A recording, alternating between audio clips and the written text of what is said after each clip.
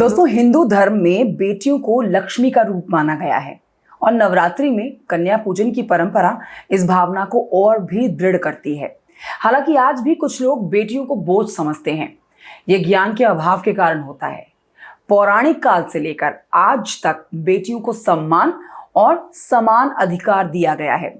देखिए, गरुड़ पुराण की एक विशेष कथा आज मैं आपको बताऊंगी, जो ये बताती है कि बेटियां किन घरों में जन्म लेती हैं और भगवान कैसे उन घरों का चयन करते हैं।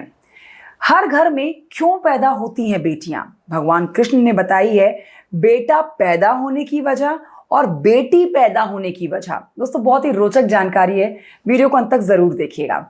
देखिए, गरुड़ पुराण में एक कथा का वर्णन मिलता है जिसमें अर्जुन भगवान श्री कृष्ण से पूछते हैं कि किन कर्मों के कारण किसी के घर में पुत्री रत्न का जन्म होता है। अर्जुन का यह प्रश्न इस विचार से उत्पन्न होता है कि बेटियां तो लक्ष्मी का रूप होती हैं और लक्ष्मी केवल सौभाग्यशाली घरों में ही आती है। अर्जुन इस बात से उत्सुक थे कि आखिर भगवान कैसे ऐसे घरों को चुनते हैं जहां बेटियों का जन्म होता है। श्री कृष्ण मुस्कुराते हुए अर्जुन से कहते हैं कि बेटियों का जन्म सौभाग्य का प्रतीक है। जो माता पिता अपने पूर्व जन्म में अच्छे कर्म करते हैं, उन्हें ही बेटी के माता पिता बनने का सौभाग्य प्राप्त होता है। श्री कृष्ण इस बात पर जोर देते हैं कि पुत्र तो भाग्य से मिलता है, लेकिन बेटियां सौभाग्य से प्राप्त होती हैं।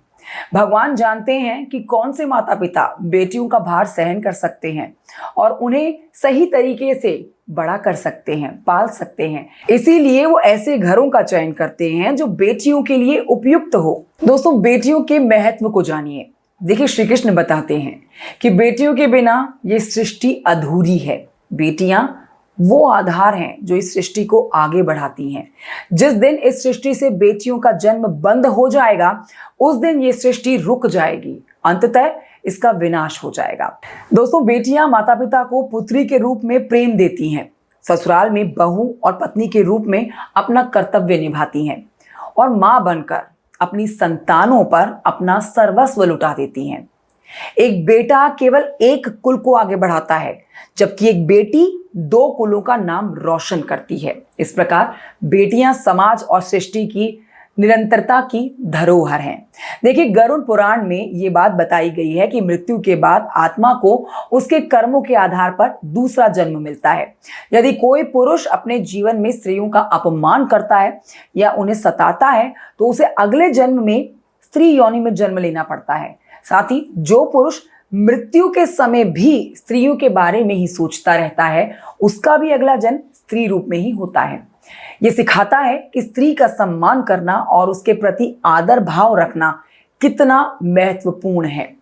दोस्तों, ये बहुत ही सुंदर सी जानकारी मैं आप तक पहुंचाना चाहती थी। बेटियों का जन्म विशेष होता है, सौभाग्य से होता है और भगवान स्वयं उन घरों का चयन करते हैं जो इस सौभाग्य को संभाल सकते हैं। बेटियों के बिना ये संसार अधूरा है और वो इस सृष्टि के हर एक पहलू को सजीव बनाती हैं। पौराणिक ग्रंथों के अनुसार जो लोग स्त्रियों का सम्मान करते हैं, वो ही बेटियों के माता पिता बनने का सौभाग्य प्राप्त करते हैं। इसीलिए बेटियों को बोझ समझने की जगह उन्हें सृष्टि की धरोहर और लक्ष्मी के रूप में पूजना शुरू करिए। सुंदर सी जानकारी आपको कैसी लगी है, मुझे कमेंट करके जरूर बताइएगा। Thank you so much for watching. Video अच्छा लगे तो लाइक कर सकते हैं, आप चैनल को सब्सक्राइब भी कर सकते हैं। इसी तरह की रोचक जानकारी मैं आप तक पहुंचाती रहूंगी। जय माता दी, राधे राधे।